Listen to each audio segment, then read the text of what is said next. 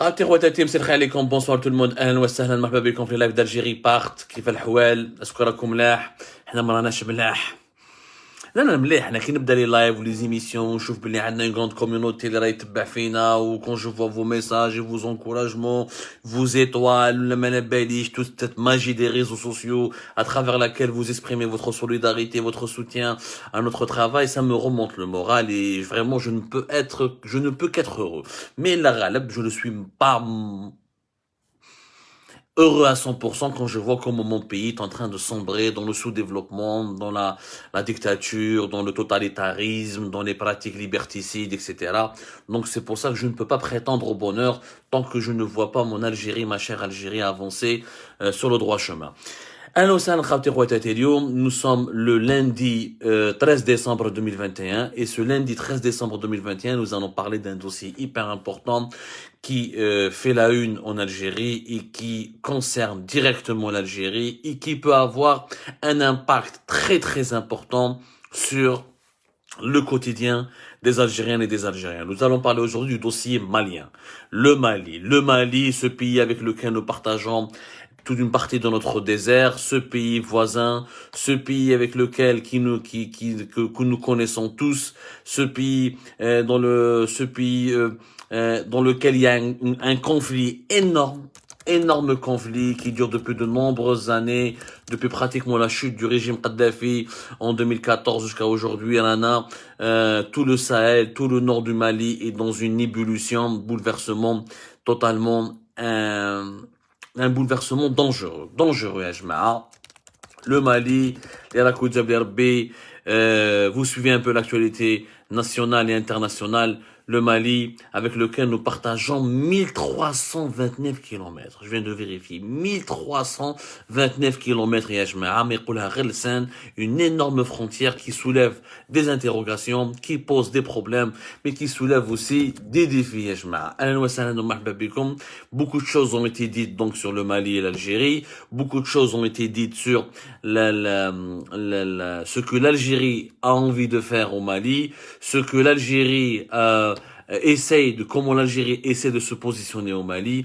Je rappelle juste que la crise malienne, elle a commencé avant 2014, voilà exactement. Elle a commencé en 2012, entre janvier et avril 2012, avec la tentative de créer l'Azawad, un mouvement de libération, juste dans le sillage de la chute du régime de Kadhafi à partir de fin 2011, plus exactement.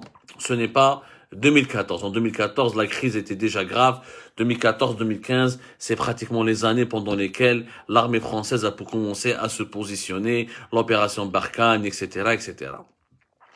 Le Mali, oui, le Mali et la profondeur stratégique de l'Algérie. C'est un pays hyper stratégique. Quand tu partages plus de 1300 km au sud du désert et au sud du Sahara, avec les défis sécuritaires, les problèmes des groupes séparatistes, des groupes djihadistes, ce n'est vraiment pas évident pour l'Algérie.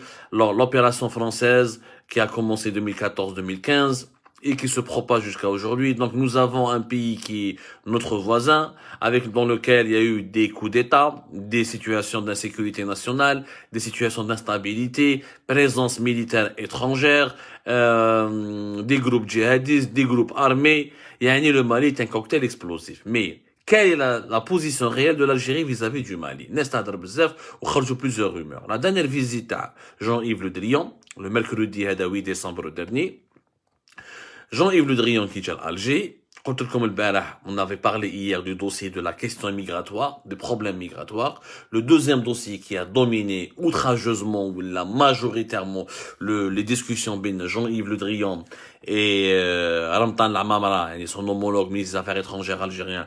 Ensuite, lorsqu'il a rencontré le président de la République, Abdelmajid Tebboune, lorsqu'il a été reçu à la présidence, la majorité des discussions ont été aussi dominées par le dossier libyen. Il y avait des problèmes migratoires, l'expulsion des migrants algériens, l'accueil des migrants algériens, la question des visas, la question migratoire, et le problème malien.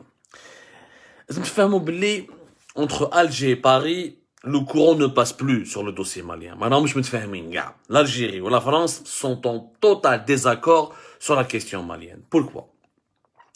Parce que l'Algérie a une autre vision maintenant. L'Algérie, au départ, elle était pour la présence française. au départ, durant les années Bouteflika, de 2014 pratiquement à 2019, on va dire, il n'y avait pas de problème majeur au niveau de l'Algérie concernant la présence militaire française. Au contraire, la présence militaire française au Mali était vécue comme un facteur de stabilisation.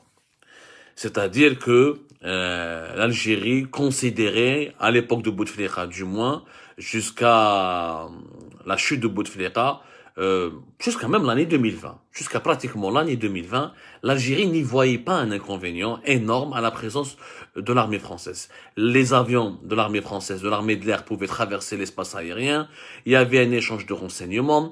L'Algérie, ce que beaucoup de gens ne comprennent pas peut-être ou ne savent pas, ignorent, ce que beaucoup de gens ignorent, c'est que l'armée algérienne était quasiment impliquée dans les opérations militaires françaises à travers l'opération Barkhane, pour la simple raison qu'elle fournissait des approvisionnements, elle fournissait de la logistique, il y avait un échange de services à l'extrême sud de l'Algérie entre les troupes françaises et les troupes algériennes. Mais ça n'a jamais été dit et c'est parce que ça se passe vraiment à l'extrême sud du pays, au nord du Mali, à l'extrême sud de l'Algérie, c'est en plein désert, c'est des opérations militaires qui sont frappées par le sceau du secret défense et qui sont donc il y a une opacité totale. Et ce qui est normal, c'est le domaine militaire, très difficile de médiatiser ou là d'avoir de l'information dans ce secteur-là. Mais l'opération Barkhane qui a commencé plus exactement le 1er août 2014.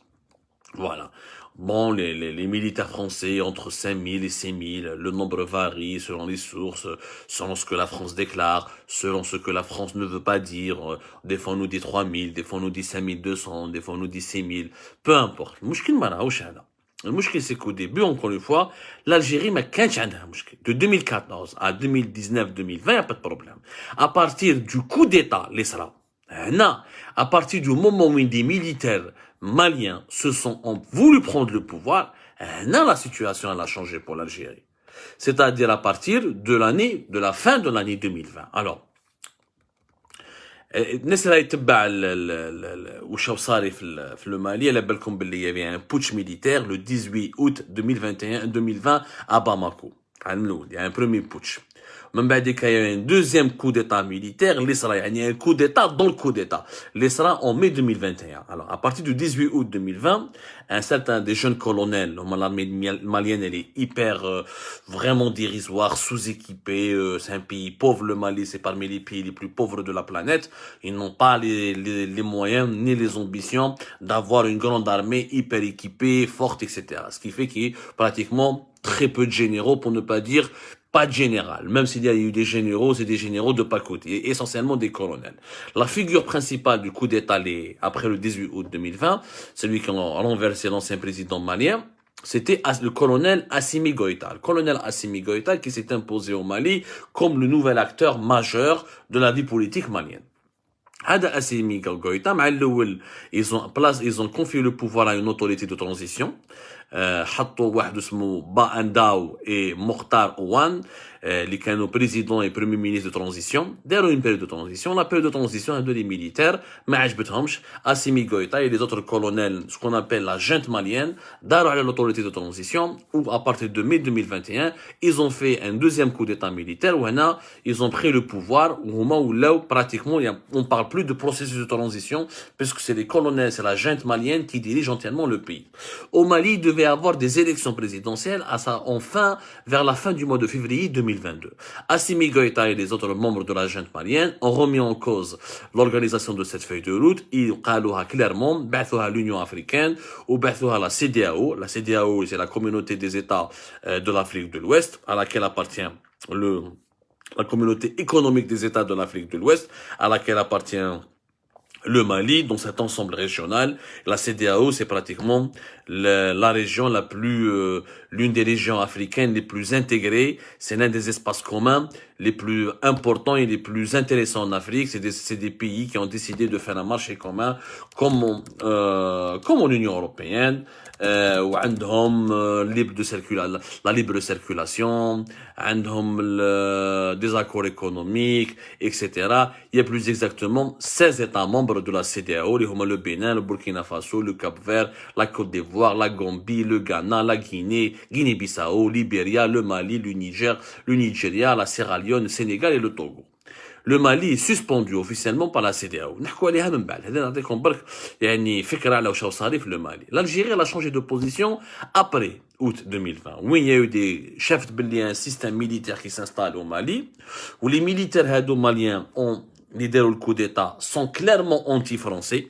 Ils ont fait le coup d'État parce qu'ils ont vu que la France ne pouvait pas continuellement les protéger contre les groupes armés djihadistes, ou malgré la présence militaire française, que les groupes armés continuaient à avancer à conquérir un petit peu quelques régions territoire malien, ou qui fait les Français veulent se retirer du Mali, mais ils préparent à réduire le nombre des soldats et ils préparent leur retrait parce que ça leur coûte très cher de 2014 jusqu'à 2020, de 2014 à 2020, ça fait 6 ans. Il faut savoir que le coût moyen, on estime ici en France, selon certaines sources spécialisées, le coût, rien que le coût de la logistique, du transport des troupes, de l'approvisionnement, des mouvements des troupes neuf le Mali, c'est minimum 2 millions d'euros par jour. 2 millions d'euros par jour pour la France. Ça commence à faire énormément de dépenses. La France connaît une situation économique de plus en plus difficile. Il y a eu des victimes. Il y a eu une 50aine de morts. Je vais vous donner des victimes militaires françaises au Mali. Donc ça fait que l'opinion publique en France, il y a 52 morts plus exactement depuis 2013. Les morts, les assassinats, les morts des soldats français, ça commence à susciter une énorme polémique en France. Beaucoup de Français et de Françaises, ils élèvent leur voix ou là ils essayent de monter au créneau comme on dit pour dire que à quoi ça sert de rester au Mali. Chefna les États-Unis d'Amérique, l'Afghanistan, ça n'a rien donné. Les États-Unis d'Amérique se sont retirés de ce pays. Tu ne peux pas imposer la démocratie, ni la stabilité, par la force, par l'armée, par des milliards et des milliards d'euros, là, de dollars. C'est les enfants de ce pays-là, les enfants de ce propre pays, ils ne sont pas d'accord pour construire leur propre pays et se mettre d'accord autour d'une table pour faire un processus de transition pacifique ou un processus de construction d'un État civil et d'un État moderne. Un étranger ne peut pas développer un pays à la place des enfants de ce pays. Sauf s'il le colonise, il profite des richesses de ce pays, ou là c'est le retour vers la colonisation, c'est-à-dire occuper un pays pour des intérêts étrangers. La France, elle veut se retirer. Veut se retirer. Elle ne peut plus rester au Mali. Trop d'argent, trop de pertes humaines, et aucune efficacité, et elle sait très bien que le djihadisme, elle ne peut pas le faire reculer tant qu'il y a de la présence militaire française. Les militaires maliens, ils ont fait le coup d'État en août 2020, ils ont décidé de prendre le pouvoir parce que parce qu'il faut l'armée française se retire, les groupes armés djihadistes vont occuper Bamako en une semaine. En une semaine. Si la France n'était pas présente au nord du Mali, notamment au Mali tout court, sur le territoire malien, les groupes armés djihadistes qui ont été financés, qui ont pris beaucoup d'armes depuis la Libye, financés par des puissances étrangères, les pays du Golfe, la Turquie, l'implication de certaines entités terroristes, etc. L'armée malienne est tellement faible, le Mali est tellement instable, le Mali est tellement pauvre que ces groupes armés djihadistes auraient pu occuper Bamako en une semaine, en 2 semaines, maximum. Les militaires maliens qui donnent le pouvoir fait août 2020, qu'il nous faut des nouveaux alliés. On ne peut plus faire confiance à la France. La France va nous abandonner. Elle nous a pas permis de lutter contre le terrorisme. Elle nous a pas permis de reconquérir le Nord. Donc, on doit chercher des nouveaux alliés. Les militaires maliens, ils sont directement pensés aux Russes. Le régime algérien, paf, chalet la lampe. Le régime algérien qui est essentiellement militaire, qui est dominé par la composante militaire avec certains présidents civils. L'Algérie, c'est pas le Mali, ce n'est pas un colonel ni un général qui dirige, mais il y a un président civil qui a été placé par l'armée à travers les élections de décembre 2019. Ou derrière il y a l'establishment militaire, ce qu'on appelle l'institution militaire, qui a fait sa mue, qui a changé de visage après la mort de Gaïssa à la fin décembre 2019, et c'est elle qui détient réellement le pouvoir. Donc le régime algérien, il a saisi l'occasion. Pourquoi? Il a voulu rééquilibrer les rapports avec la France. La France veut, parce que la France, durant l'année 2020, et depuis 2019, depuis bien avant Bouteflika, avant la chute de Bouteflika, je veux dire, avant la chute de Bouteflika, en 2017, en 2018, depuis 2017-2018, la France négocie avec l'Algérie. Le projet de la France, c'est quoi? C'est que l'armée algérienne remplace l'armée française. Et que l'armée algérienne défende les intérêts, la vision de la France au Sahel, à la place de l'armée française, à la place des soldats français. C'était des négociations qui étaient enclenchées de 2017 à 2018. C'est un secret de Polichinelle, l'ambassade de France à Alger, la diplomatie française, le Quai d'Orsay, les réseaux parallèles, les lobbyistes franco-algériens, les lobbyistes français, les amis de la France en Algérie, les amis de l'Algérie en France, tout le monde était partie prenante de ce processus de négociation qui visait à permettre à l'Algérie de remplacer la France au Sahel. C'est pour ça, d'ailleurs, le projet de permettre à l'armée algérienne de sortir de ses frontières et d'intervenir à l'étranger ne date pas de Tebboune de Gaï Salah, c'est un projet qui date de l'époque Bouteflika. La crise de succession de Bouteflika, le Hirak, où ça fait 2019, il a retardé ses négociations. 2020, j'ai Tebboune, Macron, il a soutenu Tebboune, comme dans plusieurs émissions, la France a préféré soutenir un président civil affaibli, malade, mais qui dirige pas totalement, qui n'a pas entièrement le pouvoir, que de laisser l'Algérie sombrer dans une dictature militaire entre les mains de généraux qui sont pro-russes et qui seraient contre ses intérêts dans la région. Donc, il y a eu le pacte Macron-Tebboune et les négociations avaient été en cours. Jusqu'à août 2020, l'Algérie était disposée à aider la France au Mali. Étaient disposés. Ils avaient même étudié la possibilité que l'Algérie dirige une force régionale, une force africaine, ou là, dans le cadre de l'ONU, où l'Algérie serait le principal, bailleur de troupes, mais d'argent, bailleur de troupes. La France continue à financer les opérations militaires, mais la majorité des soldats viendraient de l'Algérie. Ça, c'était le projet. Le coup d'État, le 18 août 2020, تبدلوا les rapports de force où l'Algérie شافت بلي la France veut se retirer, les militaires maliens veulent se rapprocher de Moscou et de la Russie. Il y a une occasion, il y a une brèche. Les Algériens, ils ont changé de discours avec les Français. Les autorités algériennes, on estime que la présence militaire française, elle cause des problèmes. Ce qui est d'ailleurs vrai. Plus il y a de soldats français au Mali, plus le terrorisme il est légitimé. C'est ça la vision d'Alger, qui est une vision que moi je peux comprendre, que je peux valider. Parce que les groupes armés qui à chaque fois, quand il y a des troupes étrangères françaises, la France rappelle l'ancienne puissance coloniale, et les troupes françaises excitent donc les groupes terroristes parce qu'ils leur donnent la légitimité de combattre.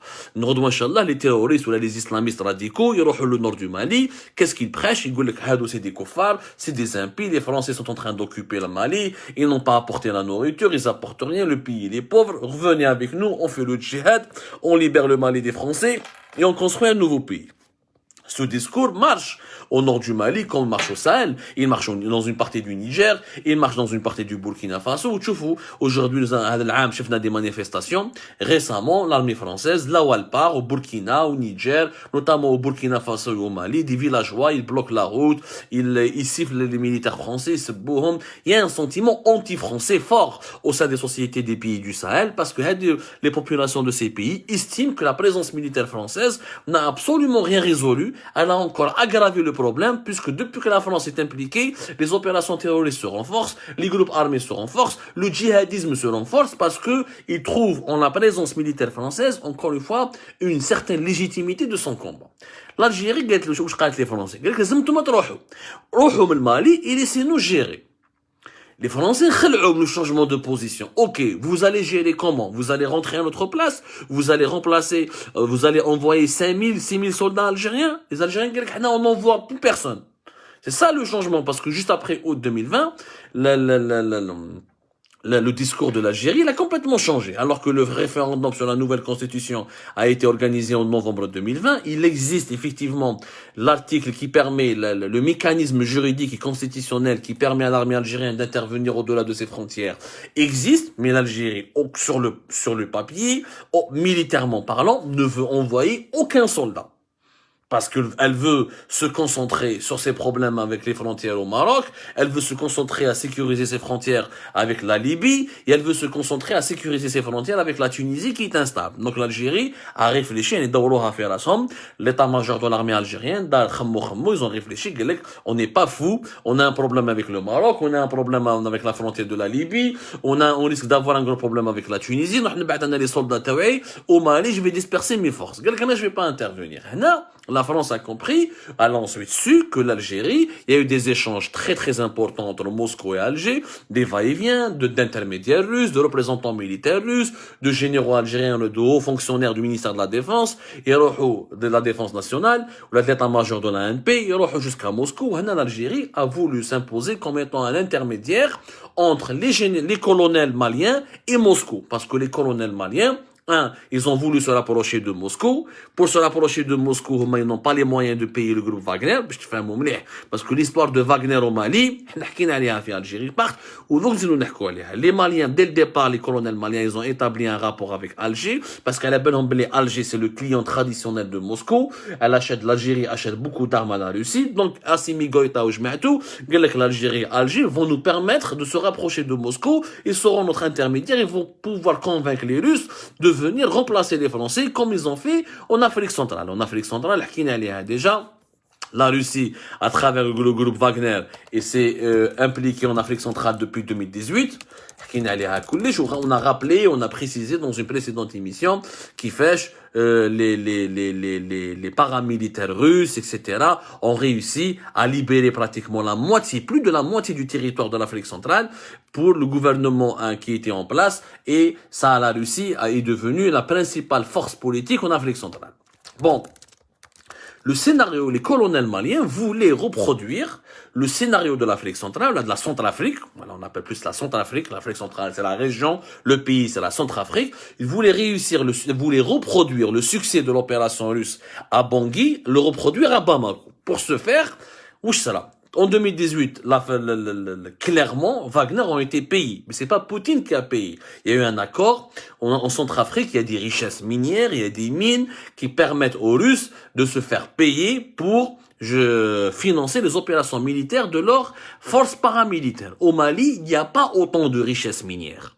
Et la richesse minière du Mali, elle est moins importante que celle de la Centrafrique et elle est difficile à exploiter, d'autant plus qu'au Mali, l'engagement militaire de Wagner devrait être supérieur à celui de la Centrafrique, parce que si en Centrafrique il y avait des problèmes avec des groupes rebelles, au Mali, avec toute pratiquement la région du nord du pays, avec des groupes terroristes armés, plus lourdement armés, et beaucoup mieux équipés que les rebelles de la Centrafrique. Donc, c'est un coup, le groupe Wagner, qui est une société privée, qui n'est pas liée organiquement ou là, juridiquement à l'État russe, mais qui est dirigée par les amis de Poutine, que ce soit un homme d'affaires proche de Poutine, ou là, un chef des militaires qui est un ancien de l'armée russe proche de Poutine. Il faut au moins les payer jusqu'à 10 millions d'euros, entre 9 à 10 millions d'euros par mois, pour financer leurs opérations en Russie, en Mali. Un simple soldat russe ou un ancien soldat russe ou un mercenaire russe, il faut le payer jusqu'à 800 dollars par jour pour qu'il puisse venir jusqu'à l'Afrique ou là jusqu'à Bamako ou là jusqu'au Mali et se battre chaque jour pour le gouvernement malien. Yani, ça exige beaucoup d'argent. Le Mali n'a pas d'argent. Le Mali n'a pas d'argent. Qui s'est proposé de financer ça? L'Algérie. L'Algérie, elle a fait un deal avec les colonels maliens. On va vous financer l'arrivée des troupes russes. Wagner, c'est pas des troupes de l'armée russe.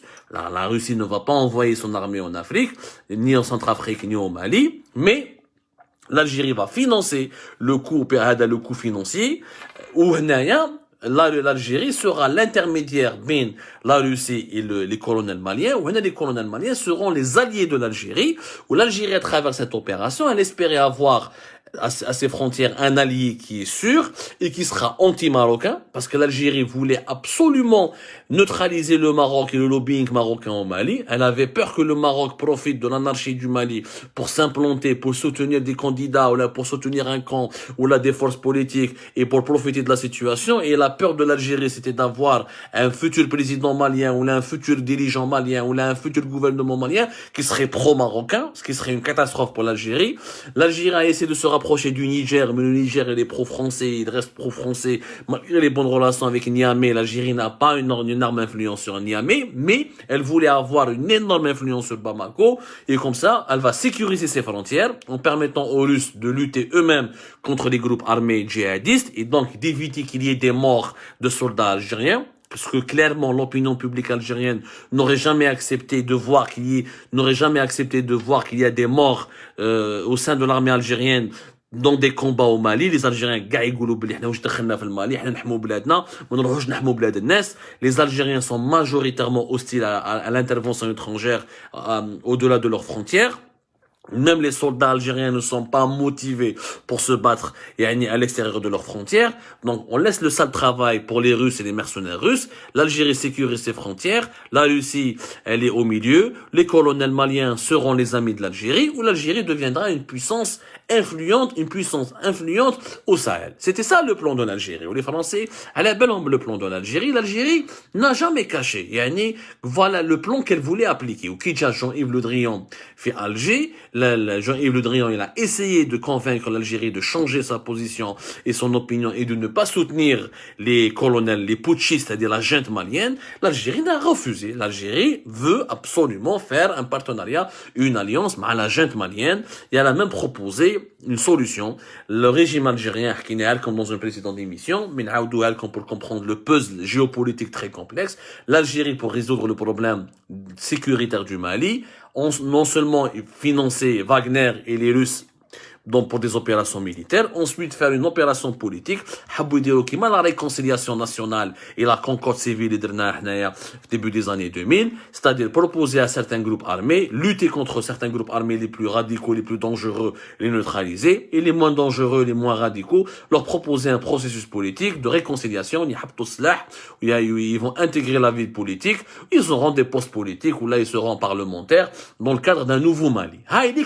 La feuille de route algérienne, qui s'oppose totalement à la feuille de route française. Voilà, la France ne veut pas que Moscou et les Russes interviennent au Mali, et la France ne veut pas qu'il y ait des négociations avec des islamistes radicaux pour qu'ils abandonnent les armes, ils abandonnent les armes, ou ils intègrent ensuite des fonctions politiques, où là ils deviennent membres d'un gouvernement ou là d'une instance dirigeante. La France, elle est totalement opposé à ces deux points qui sont les axes fondamentaux, les principaux axes de la feuille de route algérienne. La France veut que son armée soit remplacée par une force africaine qui va diriger les opérations militaires en présence de certains responsables militaires français et du renseignement français pour continuer à faire la guerre aux groupes armés islamistes, mais jamais négocier avec eux. Et la France ne veut pas que la Russie se mêle de la question malienne, ne veut pas que la Russie s'implante au Mali comme en Centrafrique, et donc c'est pour ça qu'elle ne soutient pas, et elle ne veut pas soutenir la junte malienne, et les deux coups d'État, les salauds fait août 2020, ou fait mai 2021. Donc, c'est un désaccord profond entre la France et l'Algérie au Mali. Maintenant, qui a raison, qui a tort? L'Algérie a raison de défendre ses intérêts. L'Algérie a raison de dire que la présence militaire française est devenue problématique. Ça, même la France, elle le sait. L'Algérie a raison de chercher des solutions alternatives. Par contre, le problème de l'Algérie, et c'est là où elle joue un rôle dangereux, ou là ça donne un jeu dangereux, c'est que l'Algérie, elle est déterminée à soutenir les militaires putschistes au Mali jusqu'au bout. Sauf que c'est illégal. C'est illégal, Yashmaha. Le colonel Assimi Goïta, et ceux qui ont fait le coup d'État, le coup d'État de août 2020 et de mai 2021, sont dans l'illégalité. Ils ne sont pas représentatifs du peuple malien. Le problème des militaires maliens, c'est qu'ils veulent garder le pouvoir chez eux. Ils veulent annuler l'organisation d'une élection libre en février 2022. Ils ne veulent plus donner le pouvoir aux civils. Ils veulent faire une dictature militaire. Ils sont sanctionnés par la communauté internationale. La CEDEAO, elle a suspendu le Mali.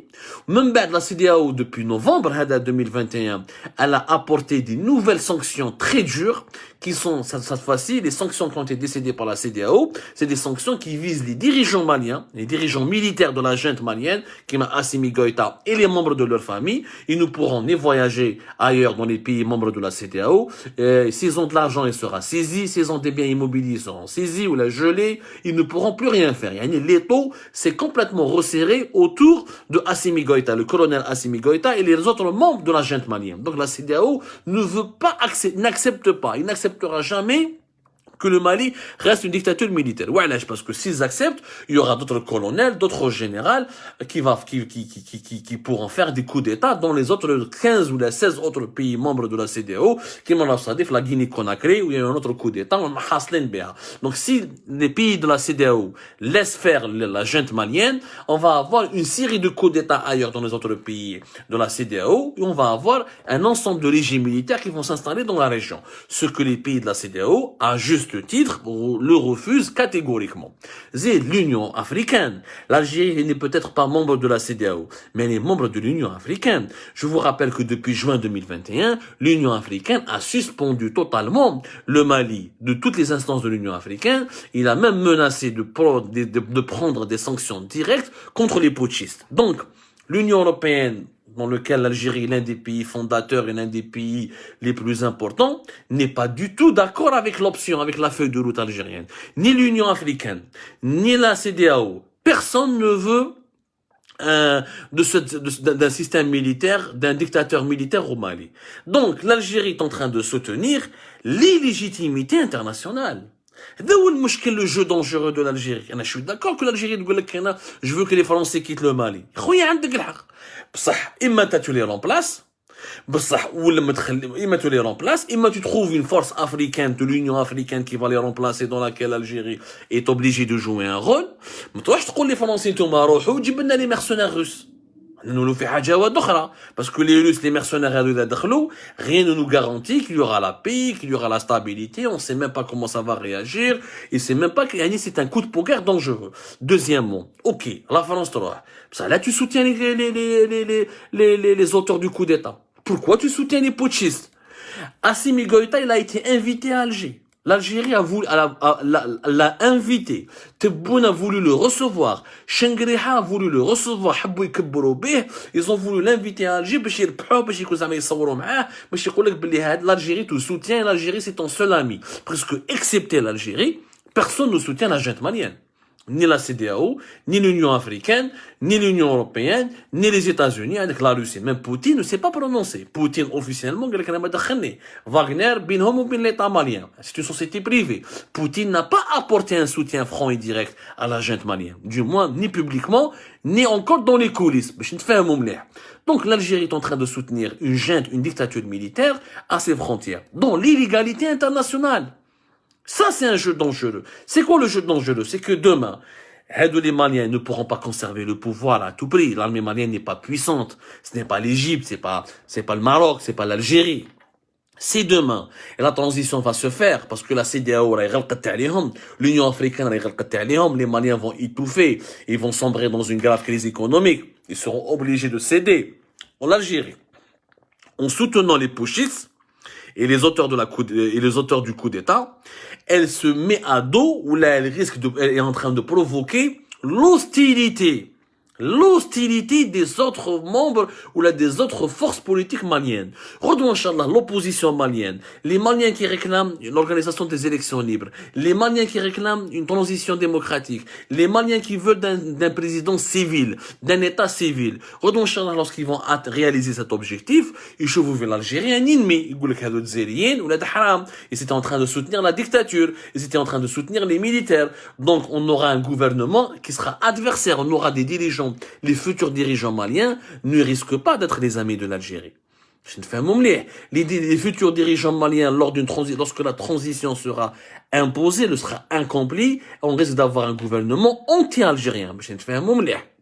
Ça, c'est dangereux pour les intérêts de l'Algérie. Et d'abord, c'est dangereux pour l'image de l'Algérie. Tu ne peux pas, l'Algérie, demander l'indépendance du Sahara occidental, soutenir la cause des peuples opprimés, soutenir la légitimité internationale, la légalité internationale, ou de l'autre côté, tu soutiens des putschistes, tu soutiens les auteurs d'un coup d'État, tu soutiens les acteurs d'un coup d'État qui sont illégitimes, tu soutiens des gens qui ont pris le pouvoir en toute illégalité. Ça, c'est une contradiction. C'est une incohérence qui est en train de nuire, de nuire vraiment à l'image de l'Algérie, à sa crédibilité. C'est où le problème malien?